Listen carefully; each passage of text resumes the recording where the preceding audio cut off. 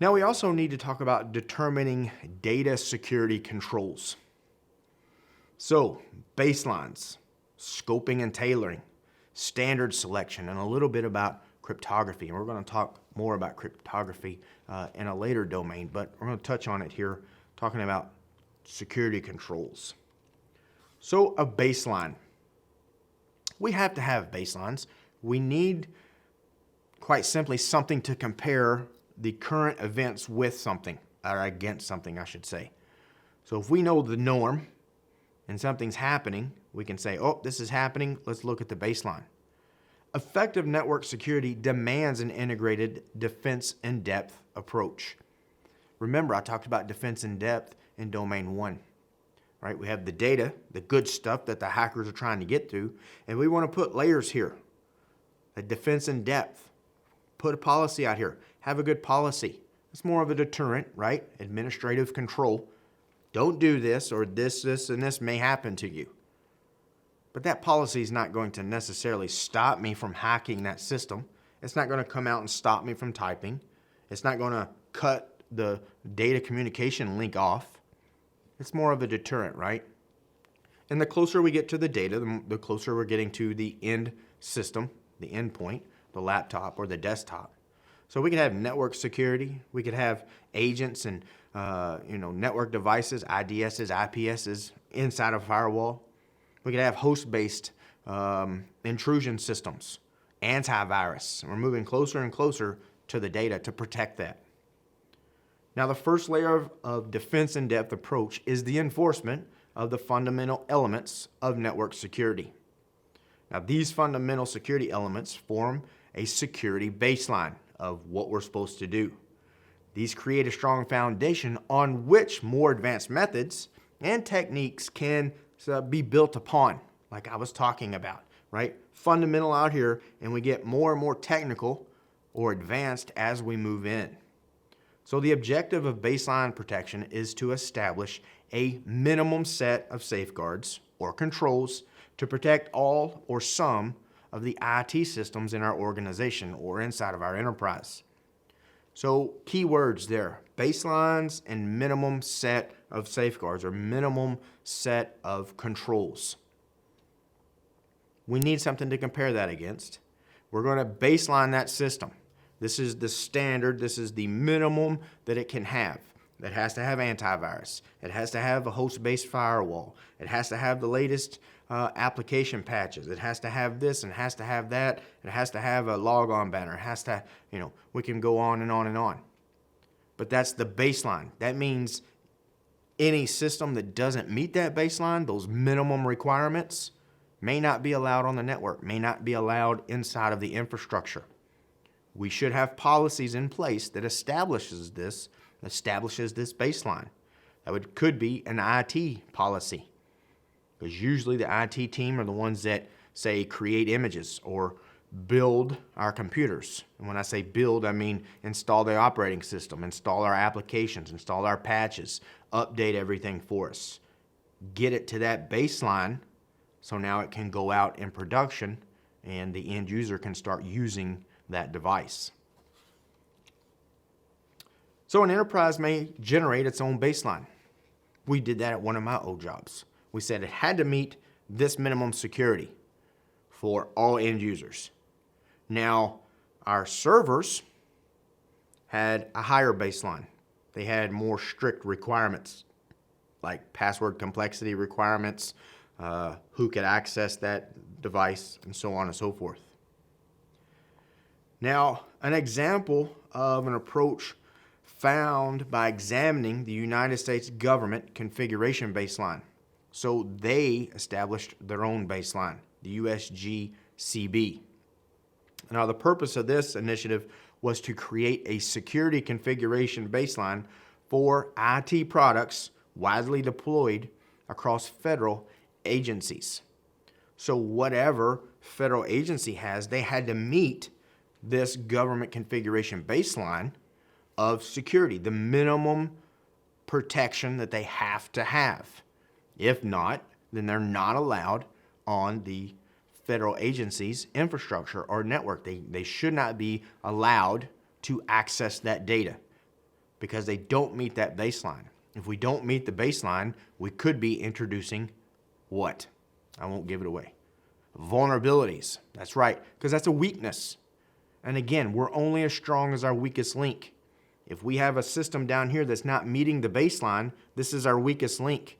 So it doesn't matter how strong we are across the board. Once we introduce that one weakness, hackers, attackers, those threats can take advantage of that and exploit that vulnerability. Now, scoping guidance provides an enterprise with specific terms and conditions on the applicability and implementation of individual security controls. So system security plans should clearly identify which controls employed scoping guidance and include a description of the type of considerations that were made or that are going to be made. So we have to be able to clearly identify which security controls are going to be employed. That is our scoping. Now, tailoring, that involves scoping the assessment procedures. So we're going to get in and see the procedures of our assessment here to more closely match the characteristics of the information system and its environment of operation. We're going to see how it's operating out there inside of our infrastructure. Now, this process gives flexibility needed to avoid assessment approaches that are usually unnecessarily complex or costly, which at the same time meets the assessment requirements established by applying the fundamental concepts of our risk management framework that we talked about in domain number 1. And then the standard selection. We can all meet a standard, and there's dozens of standards out there. So you, as a security professional, security practitioner, we need to be familiar with the range of standards and the organizations, the entities that are responsible for them. Now, probably, I guess I can safely say this, one of the most popular ones out there for when it comes to standard is NIST, right? That's based in the United States. Now, we also have some transnational entities that you kind of need to be familiar with. The European Network and Information Security Agency, the International Telecommunications Union, which we've probably heard of before, and the International Standards Organization, which I'm sure you've heard of before because, well, they've been around for quite a long time and they've got their hands in lots of things. So a couple of those standards we need to be familiar with, right? Now, we could have a whole course on NIST and all the standards that they have out there for us, but be familiar with NIST. And then cryptography. When it comes to cryptography, it's a huge subject, right? Huge topic. Some people love it. some people hate it. Cryptography, we're hiding information in plain sight, right? I can have some plain text data, and I want to protect that data. I don't want you to be able to see it. I don't want you to be able to use some type of wire sniffer or protocol analyzer and you see that traffic going across. I don't want you to be able to get into my hard drive and see the data that I have. That's my data. So I can protect it with cryptography. I could encrypt it. It's still there. You can see it, but you don't understand it. That's the plain sight of it, right? It's hidden. It's jumbled up in plain sight, but you can't understand it. Now, if you was to get on my hard drive, or get on my laptop, I should say, and you look at that data, that data is not going anywhere, and that's considered data at rest. So if I have data at rest, it's not going across any communication line or medium, I need to do something with that data to protect it, right? Remember the CIA triad? I want to protect that confidentiality. I want to protect the privacy. So encryption of the data at rest is totally necessary. And I highly recommend you doing that on your personal systems, and I'm sure your enterprise has a policy about data encryption as well. Now we can do hard drive or per file encryption. So we can encrypt the whole hard drive if we wanted to. So every time you tried to log in, not only would you have to put in your credentials for the operating system, you'd have to put in credentials to unlock the drive for that encryption. Now that encryption, for that data at rest, we could have hardware-based encryption, or we could have software-based encryption. And software-based is actually not too bad. There's free ones out there that you can go get, and you could start encrypting information on your hard drive today, right? I highly recommend you go do that, because you never know. You never know when accidents can happen. You know, when can your laptop walk off? When can your mobile device walk off? And if it does, what data on there did you have that you don't want people to see? Is there confidential information on there? Is there secret information on there? Is there private information on there? If somebody steals that device or borrows that device, and you don't have that encrypted, that data at rest encrypted or protected somehow, the confidentiality is gone. Could affect integrity as well, because if you ever get it back, let's say you get the device back and you didn't have encryption or a way to protect that data, now you may be infected with something, or some of those files, some of that data that you have may have been compromised. So now the integrity of the machine is no longer there because it was out of your control. Now we also have data in transit, right? So that's data at rest. But what if we're moving that data from point A to point B, back and forth? Because we're moving data all the time. You get on the internet, you're moving data, right? You surf the web, you go to your social networking site, social media site, you're surfing the web, you're moving data. You submit a form, you're moving data. You do online shopping, you're moving data.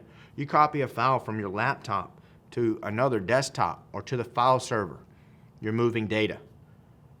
When you copy information from your laptop to a removable hard drive, you're moving data. That's all data in transit.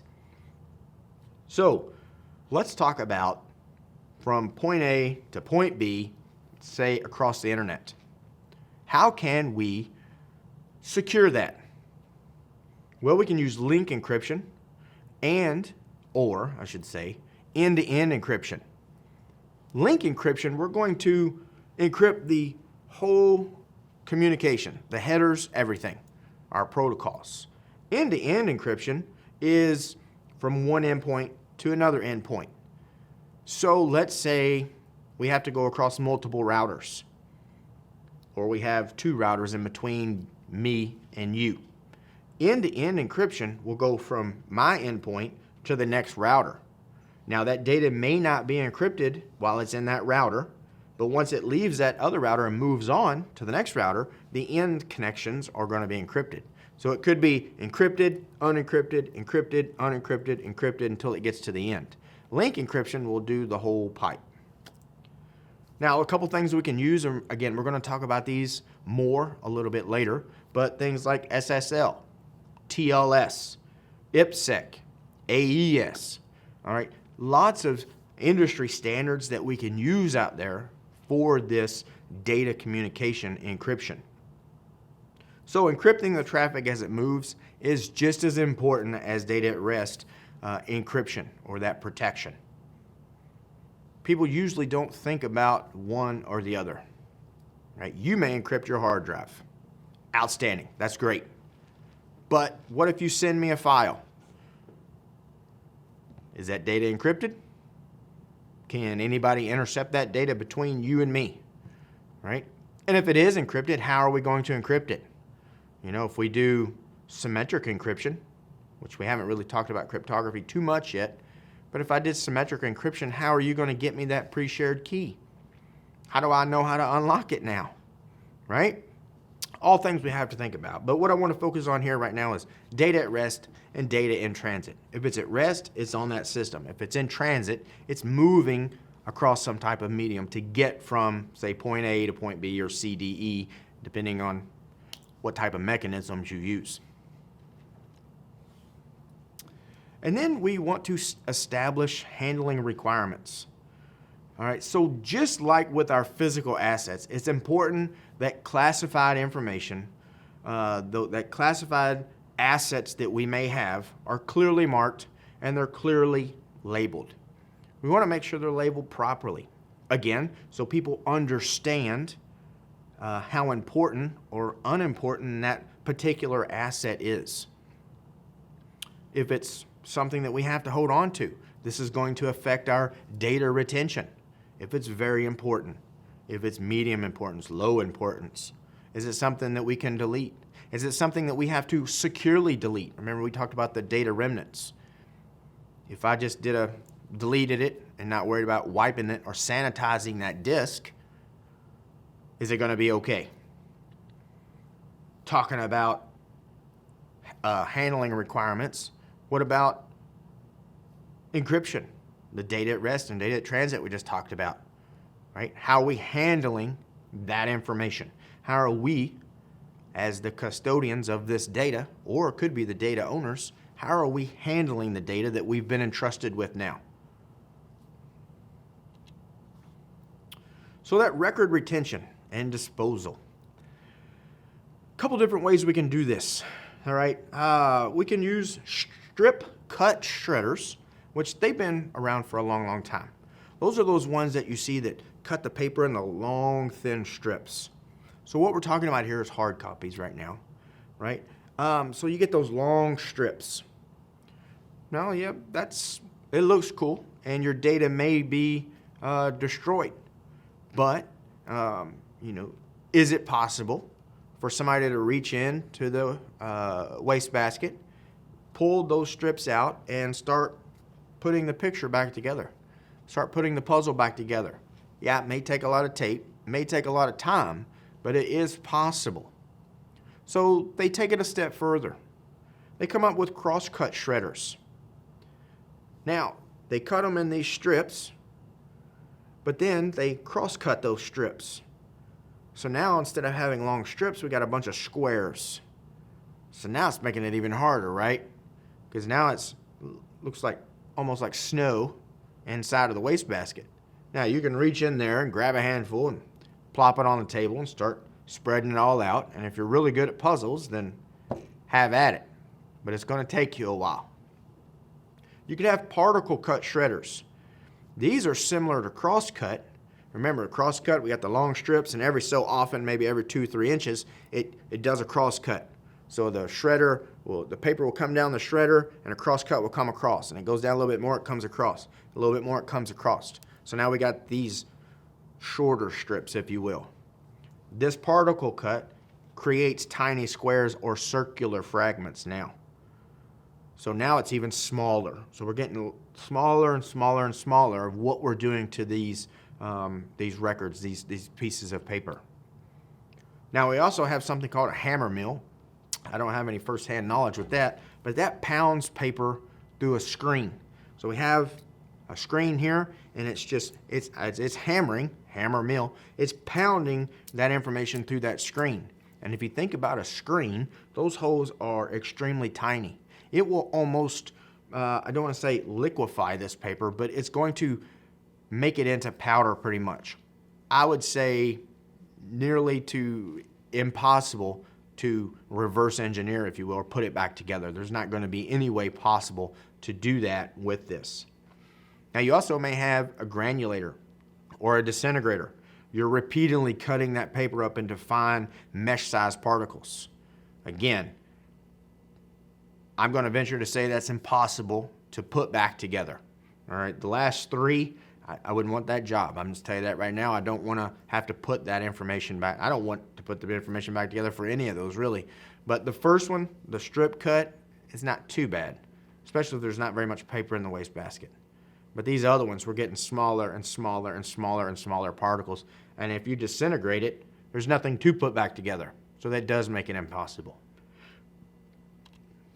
Now, there's different security levels that you may have to have. Again, according to your organization, if you work for military, government, your enterprise, your organization, or just your home. So we have levels 1 through 6. Now, level 1 is the least secure. What that does is cuts papers into the 12mm strips. Now, this is not usually suitable for classified information because, again, that's not hard, right? 12mm, that's not very large, right? But it's not very small either when it comes to putting puzzles back together. So if I have strips of 12mm each, again, if I'm in a waste basket that's got thousands and thousands of strips in there, yeah, that makes it a little harder. But if there's not very much in the waste basket, I could put that back together pretty quickly. We have level 2 that cuts paper into 6mm strips. So we're getting smaller now, right? We're going to have more strips and they're smaller. Again, not suitable for classified information. Level 3, now we're getting even smaller. We're going to 2mm strips. This is somewhat suitable for confidential information.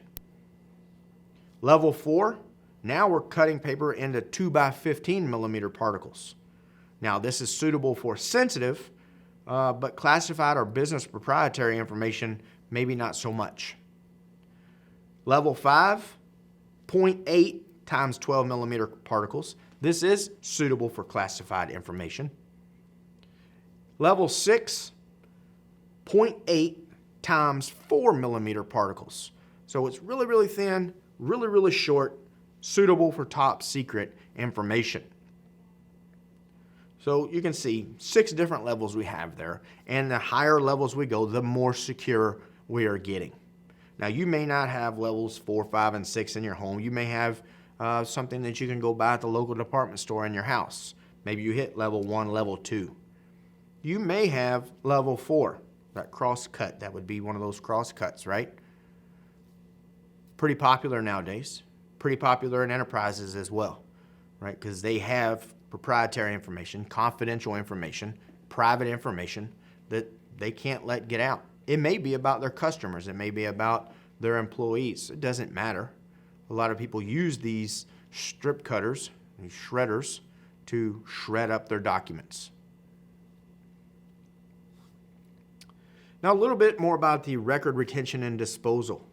So the methods of destroying data contained on magnetic media, like our hard drives, various techniques for clearing and sanitized data are available to us. So we can use erasure or reformatting. If we do that, let's say I have a hard drive and I erase that hard drive. Is the data really gone? Remember, we talked about data remnants. Is it really gone? How many times do I need to erase it or reformat it? We can do disk wiping or overwriting. Now, what this means is that we're taking that hard drive and we're writing over existing data, typically with streams of zeros and ones in some type of random pattern. That's pretty secure. So we could take that information, we could erase it, overwrite it, erase it, overwrite it, erase it, overwrite it, right? There's tools out there that will do this for us. Now, you're going to need some time, okay? This does take time depending on how large your drive is. I think the first time I did this, I might have had like a 300 or 400 megabyte drive, right? Way back in the day. And it didn't take as long. Now I have terabyte sized drives, and it takes a few hours for this to occur, especially if you're doing the disk wiping and overwriting, because some tools you can do it once. May not take very long. But what if you wanted to wipe it and overwrite it and wipe it and overwrite it? Let's say you wanted to do that 4 or 5 times to make sure you're really secure. That's going to take a while, because if the first time takes an hour and a half, multiply that times 4 or 5. So you're looking at an all-day process. So you're going to have to just let that bad boy run until it gets done. Another technique is called degaussing. Now this is a technique of erasing data on a disk or a tape, magnetic data, that when performed properly, this ensures that there is insufficient magnetic remnants to reconstruct the data. Because inside of that hard drive, those platters that are spinning around, that data is held on there by magnetism. And if we mess with that magnetic field, that data can't be kept or stored on that data drive anymore. Can't be on those little platters that are spinning around inside of that hard drive. Now this is performed with a machine called a degausser. Now this applies a magnetic field, like we just talked about, to the media and then removes it, eliminating the residual magnetic signals on the media. Now I've seen one of these, and you can have them handheld, right? Where you can just put it right on top of the disk and it does its thing. You hold it there for a couple seconds and it's done. I've also seen them where it's a big, almost looks like a furnace maybe, if you want to look at it that way, but you open the door and you can put in dozens, if not hundreds, of hard drives at a time.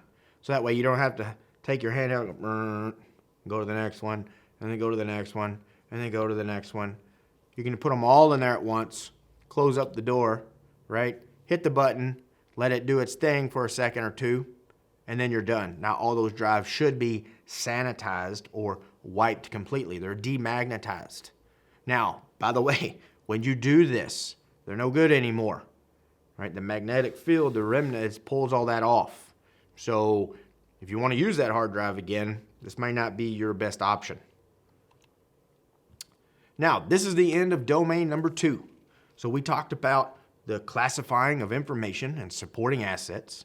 We talked about determining and maintaining that ownership. We talked a little bit about protecting that privacy, assuring appropriate retention, determining data security controls, and finally talked about establishing those handling requirements.